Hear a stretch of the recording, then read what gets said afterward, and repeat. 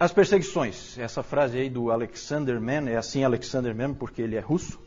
Também foi um mártir esse Alexander Mann. Ele disse o seguinte: nenhuma criatura viva, exceto o homem, é capaz de assumir um risco, e até mesmo o risco de morte, por causa da verdade. Milhares de mártires que já viveram são um fenômeno único na história do nosso sistema solar.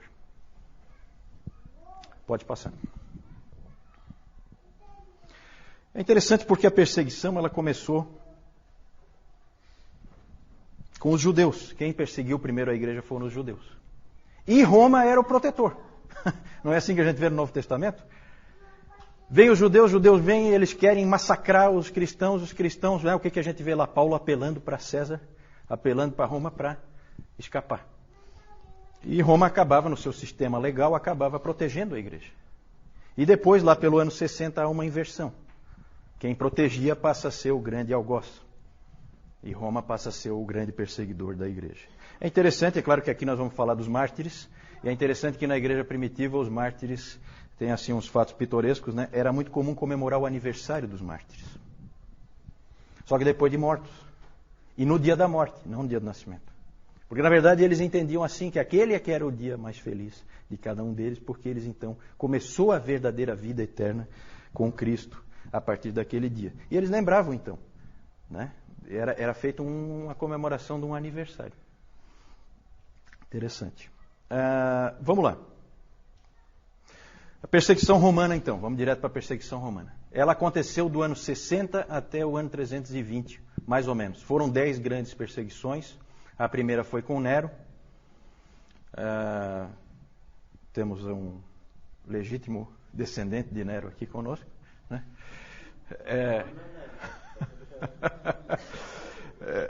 E aí nós temos as 10 perseguições, então. Nero, Domiciano, Trajano, Marco Aurélio. Marco Aurélio tem algum aí? Também vai para aquela minha lista. Sétimo Severo, Maximino, Trácio, Décio. O Décio não está mais, né? O Décio. Esse Décio é bom. Esse aí é fera. Porque foi com esse imperador Décio que houve a primeira perseguição generalizada no Império. Ele foi o primeiro a querer realmente destruir o cristianismo completamente. Os outros não, nós já vamos falar sobre isso. Depois Valeriano, Aureliano, e depois a outra perseguição generalizada, porque eu também marquei aí, numa cor diferente, é a perseguição sob Diocleciano, que também foi uma tentativa de varrer o cristianismo totalmente do Império. As outras todas seguiram o padrão de Trajano, assim chamado. Usa-se essa expressão, padrão de Trajano. Trajano aqui, ó. Qual é o padrão de Trajano? Existe uma carta de Trajano para o governador Plínio, da Bitínia, dizendo como que ele tinha que se comportar em relação aos cristãos. E ele dizia o seguinte para o Plínio: não gaste tempo com os cristãos, não faça nada. Deixe eles quietos, não faça nada. A não ser que haja o quê? Denúncia. Se alguém vier reclamar para você de que aquele cara é cristão, aí você dá um jeito nele, obriga ele a adorar o imperador para resolver o problema. Então, esse foi, na maior parte do tempo, a perseguição foi assim, certo? Então, era assim, se você tinha um vizinho encrenqueiro, né, Emerson? Né? Você tinha um vizinho encrenqueiro, então você estava numa situação difícil, porque ele ia acabar te denunciando e aí você ia ser colocado contra a parede. Na maior parte do tempo, os cristãos viviam tranquilos, não havia problema, não havia dificuldade, a não ser que houvesse denúncia. É claro que você fica com medo o tempo inteiro, porque a qualquer momento alguém pode te denunciar. Então, era uma situação ruim. A primeira perseguição é interessante ali, a perseguição sob Nero, foi uma perseguição terrível. E aí nós temos o historiador romano Tácito, que não tinha nada de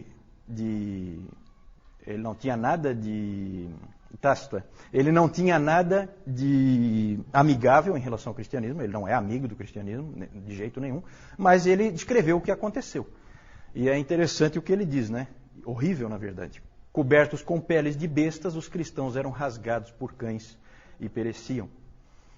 Ou eram pregados a cruzes, ou consumidos por chamas para servirem como iluminação noturna nos jardins de Nero.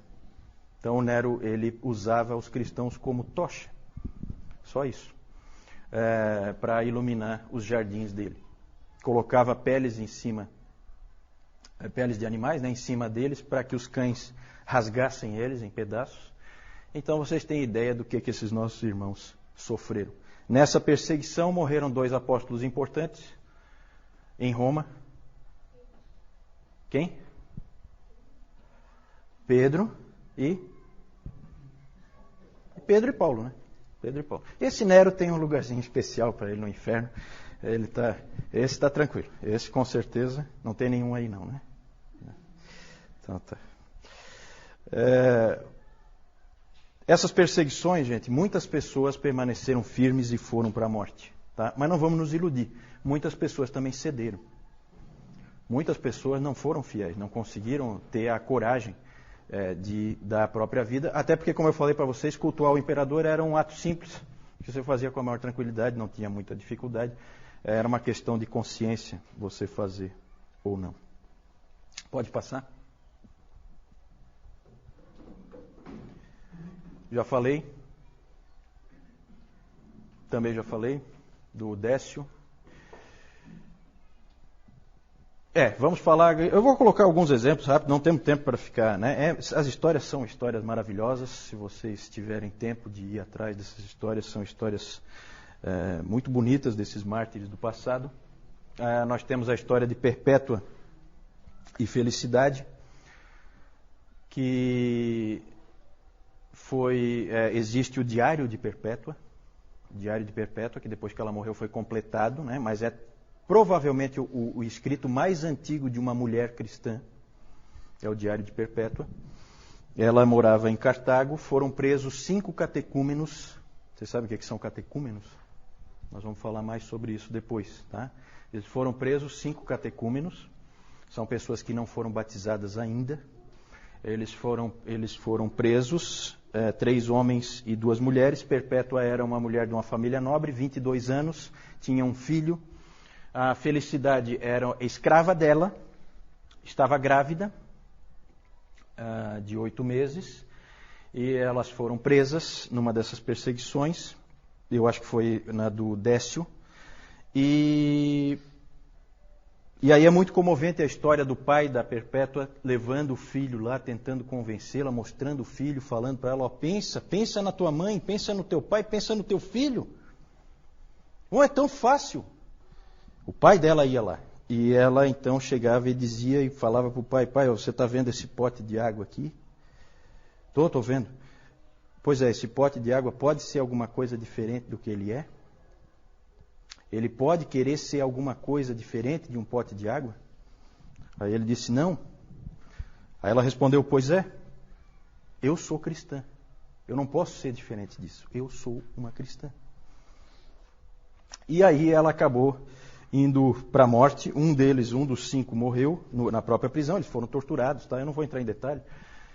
E foram condenados, por fim, para encurtar a história, eles foram condenados a ser mortos pelas feras no estádio, certo? E os homens, 2 homens, foram atacados, segundo a história, foram atacados por um javali, depois por um urso e depois por um leopardo, por vez, né? E as mulheres foram condenadas a ser atacadas por um touro. Então elas foram espezinhadas por esse touro selvagem, e as 2, a Felicidade ficou muito feliz, não é um trocadilho, né? Mas ela ficou muito feliz porque ela sabia, vejam como é interessante essas histórias dos mártires. Ela sabia que se ela estivesse grávida, ela não poderia ser condenada ao martírio, porque era proibido matar alguém, uma mulher que estivesse grávida. Então ela ficou muito feliz porque ela teve o bebê prematuramente, e uma outra mulher cristã adotou, porque aí ela podia ser morta, junto com os outros com quem ela tinha sido presa. Então, alguns dias antes, ela teve o bebê e ela foi morta junto com a Perpétua. Uma história muito comovente essa dessa morte. Próximo é o Policarpo. Policarpo é sempre uma pessoa interessante, é um dos pais da igreja, e ele conheceu João pessoalmente, o apóstolo João. teve muita instrução com o próprio João, e é interessante isso, né? E ele foi um grande pai da igreja, muito amado pelas pessoas que o conheciam e o seguiam. E esse Policarpo, várias vezes o povo dele deu um jeito dele escapar da perseguição, mas ele teve um sonho uma vez em que ele era queimado e tal, e ele viu que Deus queria que ele parasse de fugir e que ele fosse finalmente morto. E a história é uma história fantástica, vale a pena vocês lerem, nós não temos tempo de ver aqui, mas o diálogo dele com o governador lá, romano, é um diálogo fantástico, né? Tem episódios assim fantásticos, né? Os cristãos eram chamados de ateístas, então o governador romano disse assim, por que você não fala abaixo os ateístas, lá no meio do julgamento, com um monte de gente? E ele tinha a intenção de que o Policarpo dissesse abaixo os ateístas contra os cristãos. Aí o Policarpo, esperto como era, pegou e fez ao contrário.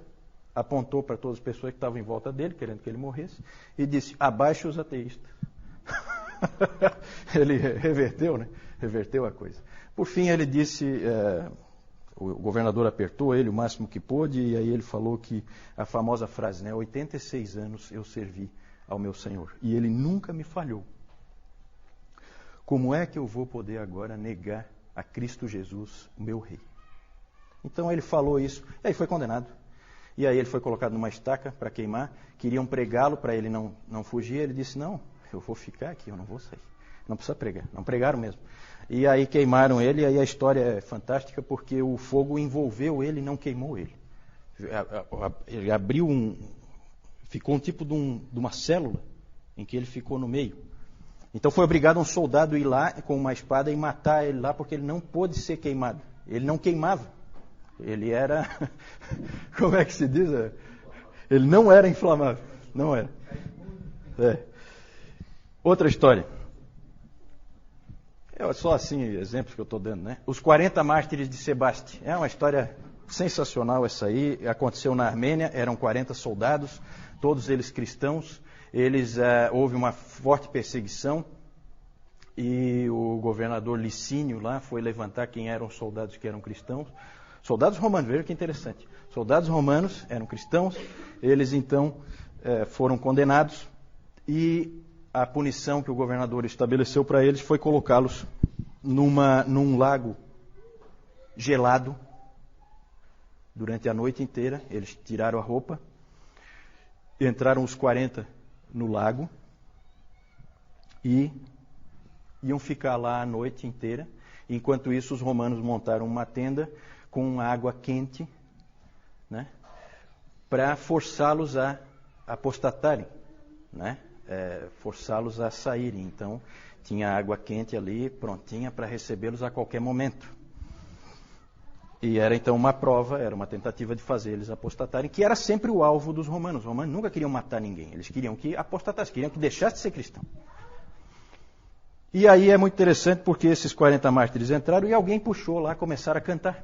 E começaram a cantar assim, 40 bons soldados, 40 mártires de Cristo. Começaram a cantar, cantavam todos juntos, né? Imagina 40 homens cantando isso, dentro de um lago congelado. E a noite ia passando e tal, de repente um deles fraquejou e saiu.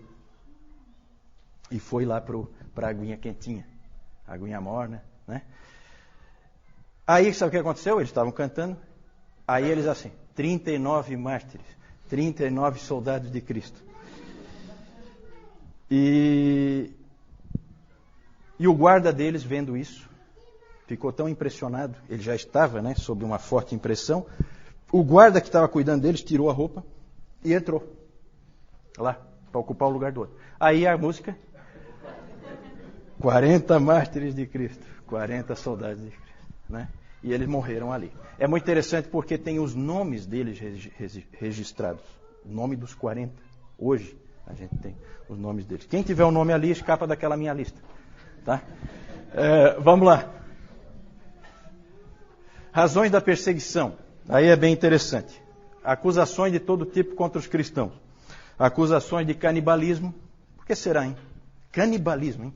Já pensou nós aqui, BVN, aí alguém vai e chama a polícia, não, tem canibalismo lá dentro. Por quê? Exatamente rumores de que eles comiam o corpo e o sangue de alguém. Sacaram aí onde é que está o esquema? Era a ceia, né? Acusações de canibalismo, de incesto. Por que incesto será, hein?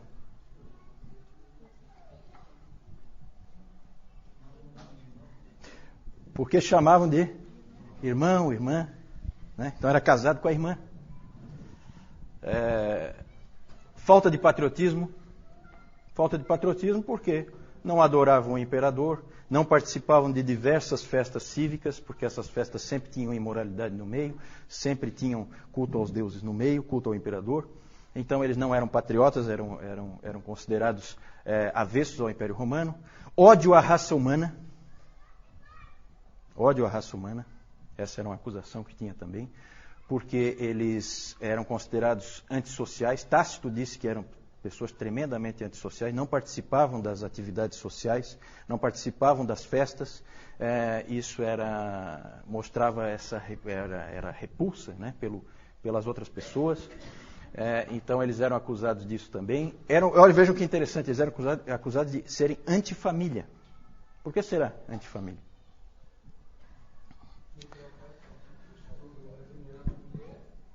Não é porque...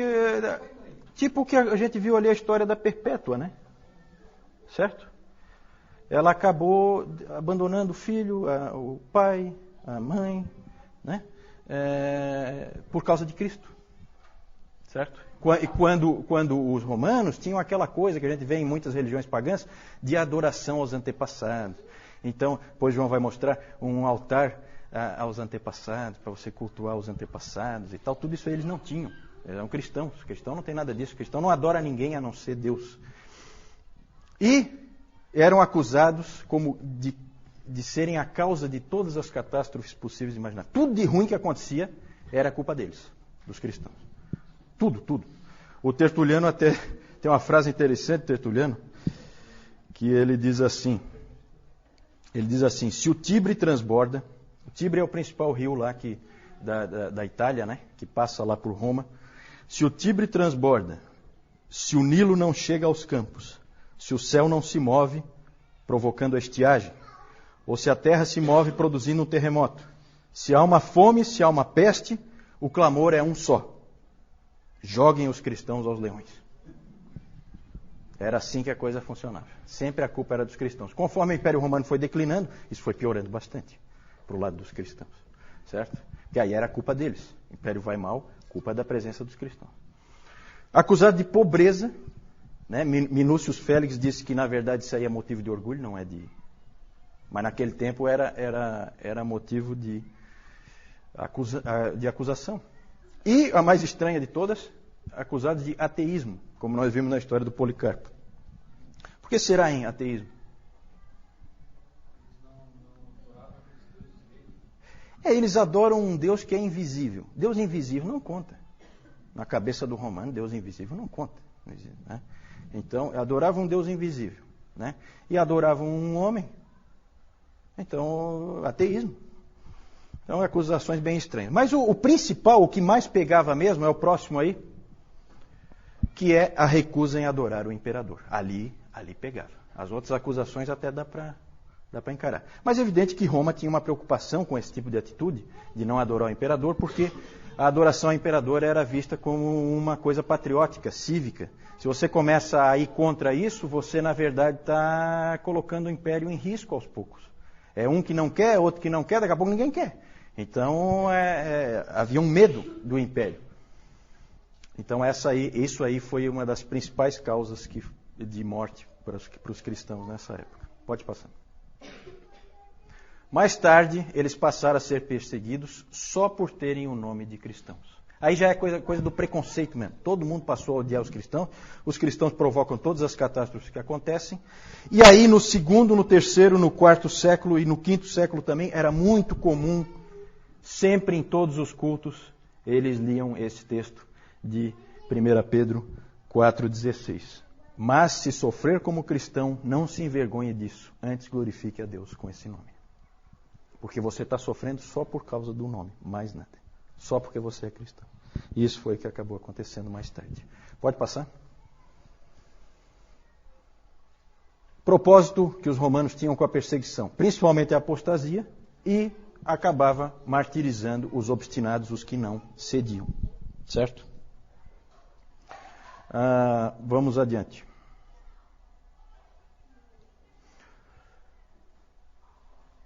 Os resultados da perseguição.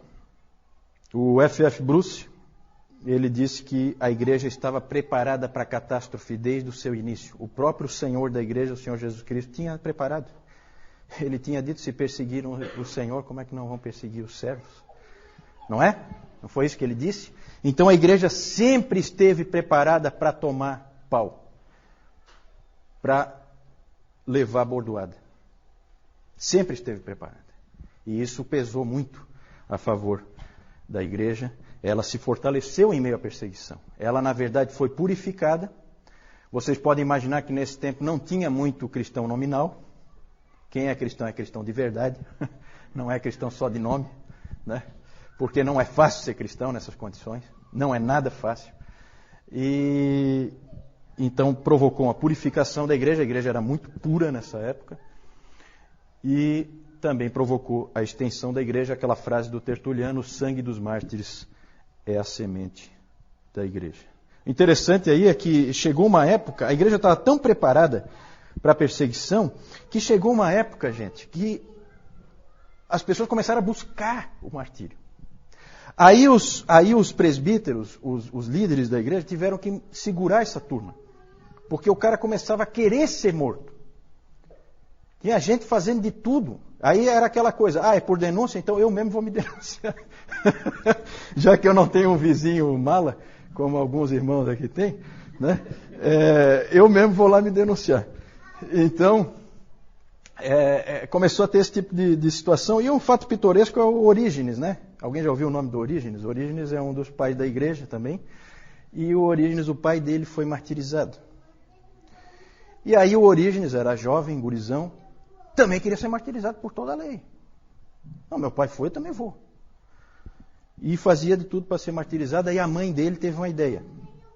Escondeu toda a roupa dele. Aí ele ficou com vergonha de sair na rua pelado. Então aí ele acabou escapando do martírio, né? A mãe dele foi esperta, achou uma solução prática, escondendo toda a roupa dele. E foi muito bom, porque o Orígenes depois foi um homem extremamente útil para a igreja, né? Foi um homem que fez muita diferença para a igreja. Depois nós vamos falar dele, um cristão de Alexandria. É importante, para terminar essa parte das perseguições, é importante a gente lembrar de algumas coisas, que nem sempre a perseguição fortalece a igreja. Às vezes a gente tem essa ideia, né? Às vezes tinha gente que às vezes falava, aí a gente ouvia aqui no Brasil, alguns líderes aí dizendo, era bom que viesse uma perseguição para purificar a igreja e tal, né? Cuidado, gente. Tá? São muito bonitas essas histórias, mas eu tenho certeza que nenhum de nós queria estar ali.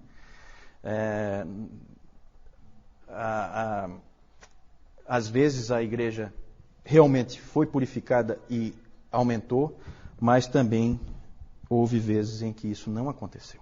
Houve vezes em que a igreja foi dizimada em diversos lugares, certo? Nós vamos ver isso aí mais para frente, especialmente na Ásia e na África, a igreja foi completamente dizimada e destruída por perseguições. Outra observação é que a gente pensa muito nos primeiros séculos, nesses 250 anos ali de perseguições no Império Romano, a gente pensa muito como a época da perseguição aos cristãos, não é verdade? A gente tem essa tendência, né? Quando, na verdade, com certeza, a gente pode dizer com certeza, que o número de cristãos martirizados naquele tempo, nesses 250 anos, é menor, bem menor, do que o número de cristãos martirizados nos últimos 50 anos no mundo. Certo? Então a gente não pode esquecer nunca, gente, da igreja sofredora hoje. Aqui, como nós vemos aqui, esse aqui é o Coliseu, tá? Aqui são os cristãos que eles vão ser sacrificados pelas feras. Aqui a gente pode ver um leão saindo aqui. O que acontecia? Eles deixavam vários dias os animais sem comida, para que quando eles entrassem não tivessem escapatória. Eles já iam atrás de comida. E a comida aqui seriam os cristãos. E se nós olharmos aqui, esse aqui são, o que o Juliano falou ainda há pouco, cristãos pendurados aqui, servindo como iluminação para o estádio aqui. Então, além dessa carnificina aqui, ainda tinha outra coisa aqui bem parecida. E o causador disso tudo aqui foi aquele que o o Nero, que não tem ninguém aqui com esse nome, né? Pode. Então aqui nós vamos ver, de lá para cá, o Nero, meio esquisitinho ele, né? Domiciano e Trajano. São pessoas muito que a gente devia evitar os nomes. Né? Próximo. Lá também nós temos Marco Aurélio, nós temos Sétimo Severo e Maximino o Trácio. Não é o Trácio, não é o Tácio. Nós temos lá aquele também que foi bem mencionado, Décio, lá de 250. Daí aqui nós temos a efígie também de Valeriano, sempre nessa sequência aqui, né? Nós temos Aureliano aqui. Nós temos Diocleciano e aqui embaixo nós temos o Galério. Próximo. Aqui nós temos aquela história bonita que o Juliano falou, da perpétua felicidade, que por terem se mantido firmes como cristãs, elas foram colocadas lá no ringue, lá no ringue, pode ser ringue ali também, e foram, como o Juliano falou, espetadas pelos touros, tá? E apesar disso... Depois o soldado finalizava. A pessoa morrer, porque o animal não matava definitivamente, então o soldado ia lá e finalizava. Eu ia chegar lá. Era a próxima coisa que ia dizer. Depois disso, quando elas ainda estavam vivas, elas ainda eram espetadas pelas espadas. E aqui a gente pode ver ali a Perpétua ainda tirando a espada que ela foi cravada aqui nela.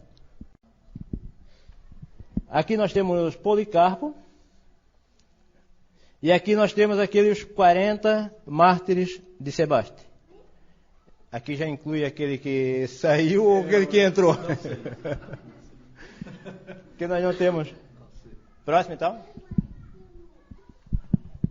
Aqui nós temos o altar familiar do cultos aos antepassados. E aqui a adoração do imperador. Inclusive aquele lá de Augusto ali. Era colocado aqui, as pessoas passavam, faziam reverência a ele. E aqueles que se negavam, daí eles tinham a punição. Aqui nós temos... Foi uma falha? Foi uma falha. Eu esqueci de falar, tá, gente? Que quando você sacrificava, você não, que eu espero que você não fosse sacrificar, que você ficasse firme. Mas quando um cristão apostatava e ele sacrificava efetivamente ao ídolo, ou ao imperador, no caso, ele recebia o chamado libelo, que era um documento provando que ele fez o culto ao imperador, adorou ao imperador. Né? Isso dava para ele uma série de garantias, fazia com que ele parasse de ser perseguido, ele podia ter vida normal, diferente de outros cristãos que não possuíam esse documento. Então esse é o libelo que tinha essa intenção. A Jussara perguntou quanto à fonte das informações que tem aqui. Né? A maioria das informações vem da palestra do David Calhoun. Né? Boa parte dessas informações estão repetidas nos livros, porque ele utiliza os livros como referência dele. Né? Mas alguma coisa não aparece lá, alguma coisa é coisa que ele trouxe de outros livros. Então não vai aparecer lá alguma dessas informações. Você sabe de onde que ele tirou isso? De manuscritos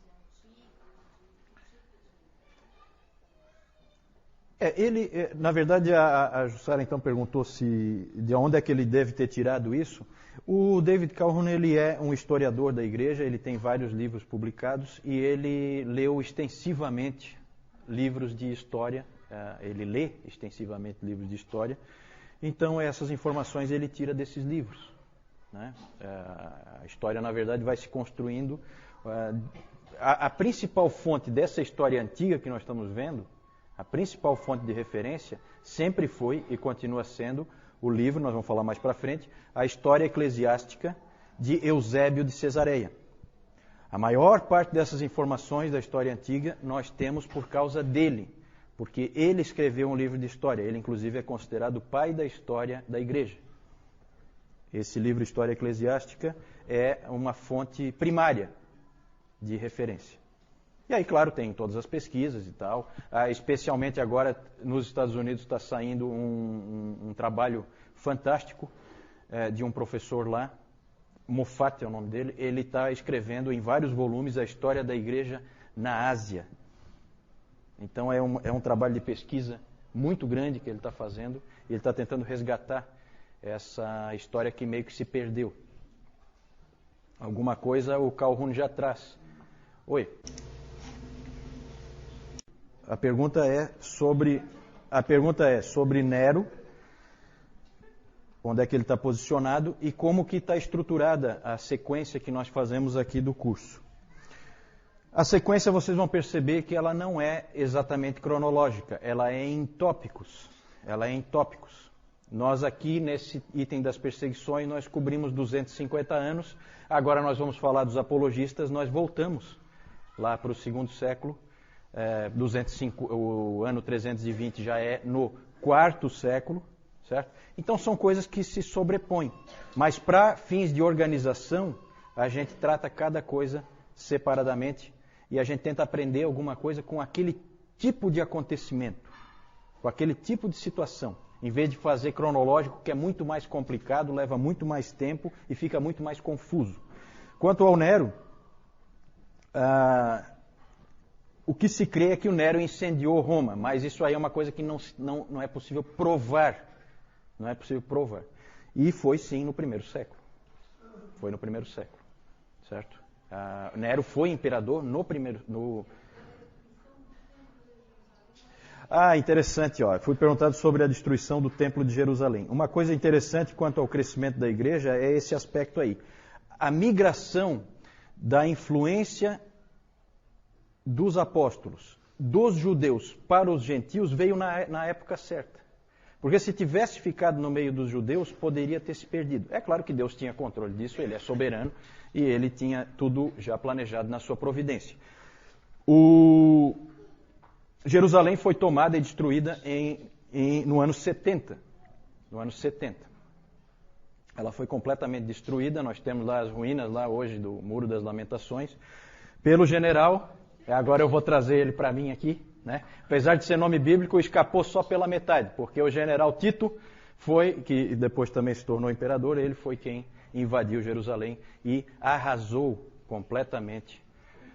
E depois, no ano 135, finalizaram o serviço e acabaram de vez com o país chamado Israel. Foi destruído completamente, deixou de existir. E só passou a existir novamente agora em 1948, né? Isso. Mártires é uma palavra, a palavra mártir significa, quem é que sabe? Testemunha. Mártir é uma testemunha. Só que é um nome que ganhou uma conotação especial, técnica, para identificar pessoas que morrem por causa da verdade, por causa de uma crença que eles têm. Esses são os mártires.